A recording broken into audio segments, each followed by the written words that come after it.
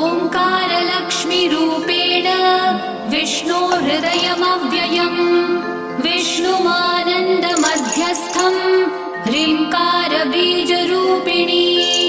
ॐ क्लीं अमृतानन्दभद्रे सत्य आनन्ददायिनी ॐ श्रीं दैत्यभक्षरदां शक्तिमालिनि शत्रुमर्दिनी तेजःप्रकाशिनी देवी वरदा शुभकारिणी ब्राह्मी च वैष्णवी भद्रा कालिका रक्तशाम्भवी आकार ब्रह्मरूपेण ओङ्कारं विष्णुमव्ययम् सिद्धिलक्ष्मी परालक्ष्मी